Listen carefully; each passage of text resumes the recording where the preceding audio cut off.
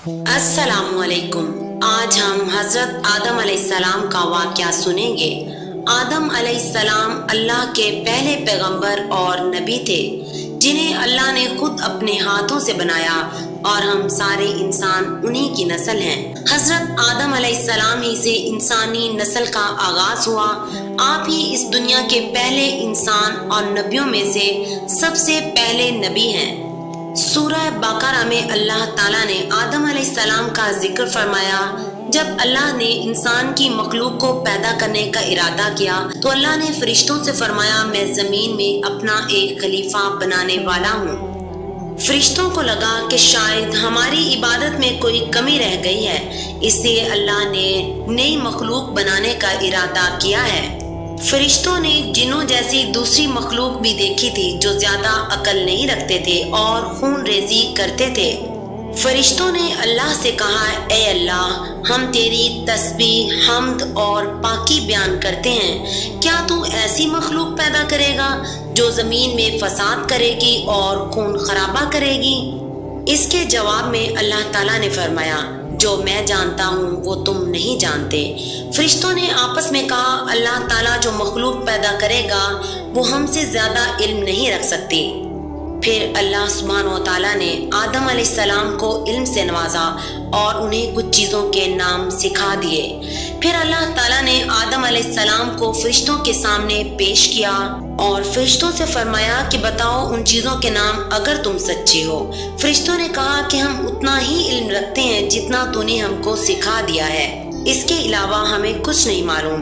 फिर अल्लाह ताला ने फरमाया, ए आदम, तुम बता दो उनको उन चीजों के नाम। फिर जब आदम अलैहिस्सलाम ने उन चीजों के नाम बता दिए तो अल्लाह ने फरिश्तों से फरमाया कि मैं ना कहता था कि मैं आसमानों और जमीन की पोशीदा चीजों को जानता हूँ। फिर अल्लाह रब्बुल इज्जत ने फरिश्तों से फरमाया कि तुम आदम अलैहिस्सलाम को सजदा करो, तो वो सब सजदे में गिर पड़े, मगर शैतान ने सजदे से इनकार कर दिया।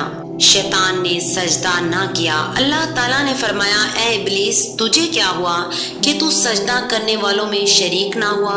शैतान ने तकब्बुर में कहा, मैं ऐसा नहीं हूँ कि इंसान को सजदा करूँ जिसे तूने खनखनाते हुए सड़े हुए गारे की मट्टी से बनाया है। मैं उससे बेहतर हूँ। तूने मुझे आग से पैदा किया और उसे मट्टी से पैदा किया। अल्लाह ताला ने शैतान से फरमाया, यहाँ से निकल जा, तू मरदूद है।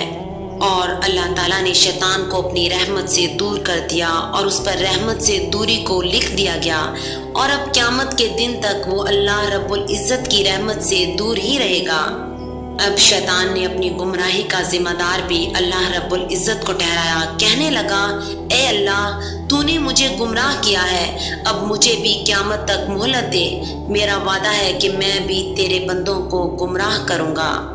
मैं कसम खाता हूँ कि मैं इंसान की सीधी राह में बैठूंगा।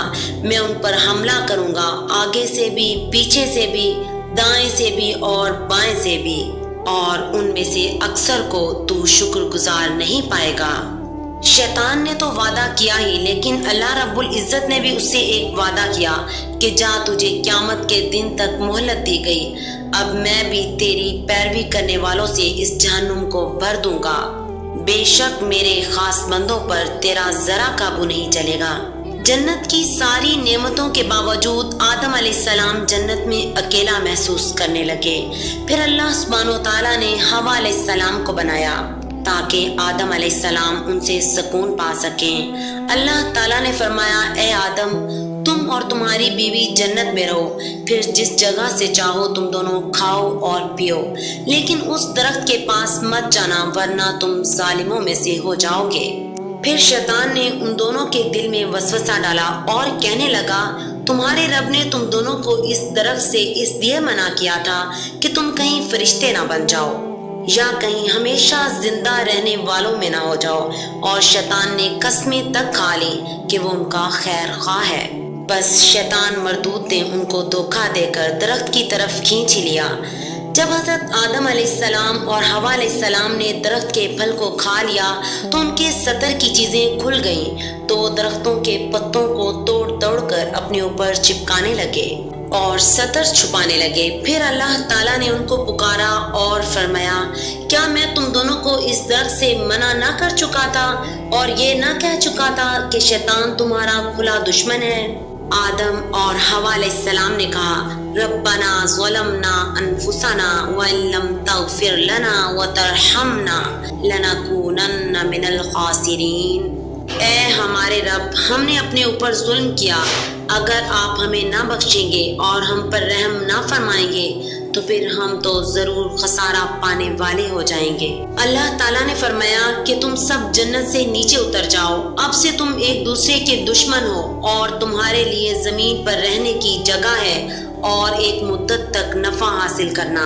اب تم کو وہیں زندگی گزارنی ہے اور وہیں مرنا ہے اور وہیں پھر سے پیدا ہونا ہے۔ دنیا میں آنے کے بعد آدم علیہ السلام اللہ تعالیٰ سے 40 سال تک معافی مانگتے رہے۔ پھر اللہ تعالیٰ نے حضرت آدم علیہ السلام پر رحم کرتے ہوئے انہیں معاف فرما دیا اور فرمایا کہ تم اور تمہاری اولاد دنیا میں رہو اور یاد رکھو کہ جب میری طرف سے کوئی نبی ہدایت لے کر تمہارے پاس آئے تو تم اس کا کہنا ماننا، اس کی پیروی کرنا، اور جو لوگ نبیوں کی بات کو نہیں مانیں گے اور میری آیتوں کو جھٹلائیں گے وہ دوزخ میں جائیں گے اور ہمیشہ اسی میں رہیں گے۔ پھر حضرت آدم علیہ السلام اور حوا علیہ السلام دنیا میں رہنے لگے۔ انہی سے انسانوں کی نسل شروع ہوئی۔ آدم علیہ السلام تقریباً 900 سال زندہ رہ کر وفات پا گئے۔ حضرت آدم علیہ السلام کی زندگی کے واقعہ سے ہمیں یہ سبق ملتا ہے کہ ہمیں کبھی بھی تکبر نہیں کرنا چاہیے۔ تکبر انسان کو ہلاک کر دیتا ہے۔ کبھی بھی خود کو دوسروں پر برتری نہیں دینی چاہیے۔ غلطی انسان سے ہو سکتی ہے، لیکن غلطی کے بعد توبہ کرنے والا اللہ رب العزت کے اور قریب ہو جاتا ہے۔ اپنی غلطی پر ڈٹے رہنے والا انسان نہیں، شیطان ہوتا ہے۔